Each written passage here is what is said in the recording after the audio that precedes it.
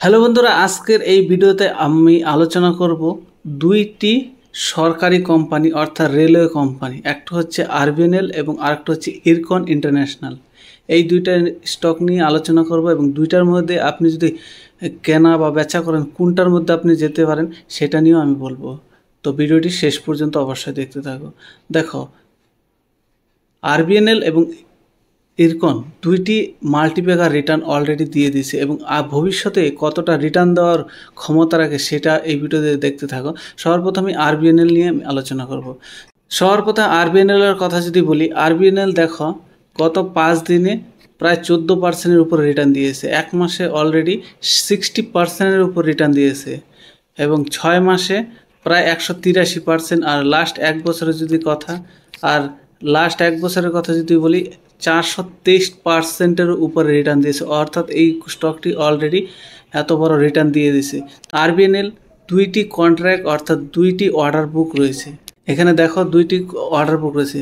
This multibagger railway company has been awarded contract by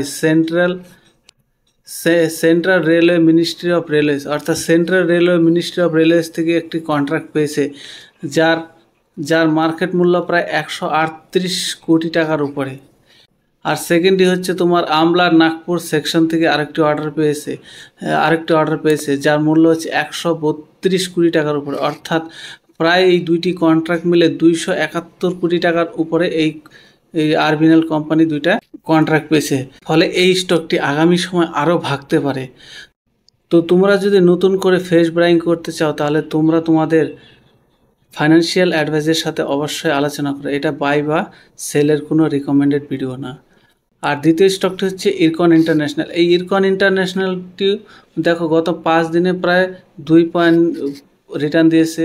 আর যদি এক মাসের কথা 25%-এর উপর রিটার্ন দিয়েছে, 6 মাসে প্রায় 66%-এর উপর রিটার্ন দিয়েছে এবং এক বছরে যদি দেখো 300%-এর উপর রিটার্ন দিয়েছে। অর্থাৎ ইরকন ইন্টারন্যাশনালের থেকে আরবিএনএল একটু হলেও বেশি রিটার্ন দিয়েছে। কিন্তু আমি এখানে বলবো বর্তমানে ইরকন ইন্টারন্যাশনাল স্টকটি একটু ভ্যালুয়েশন কম পাওয়াতে এই স্টকটি আমার মনে হয় একটু বেশি মুভ করার ক্ষমতা রাখে আরবিএনএল থেকে। আর আরবিএনএল অলরেডি একটু বেশি রিটার্ন দিয়ে দিয়েছে, তো সেই তুলনায় এখনও সেরকম রিটার্ন এই ইরকনে দেয়নি। এটার থেকে আমরা আরও দেখতে পারবো ইরকন ইন্টারন্যাশনাল দুইটা প্রজেক্ট পেয়েছে। ইরকনের ইন্টারন্যাশনাল অর্ডার বুক যদি দেখো Paras Railtech private limited and PCM Strescon overseas venture limited থেকে অর্ডার পেয়েছে।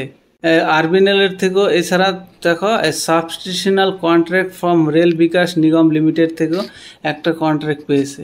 আরবিএনএল থেকে প্রায় 75,000 কোটি টাকার একটা কন্ট্রাক্ট পেয়েছে।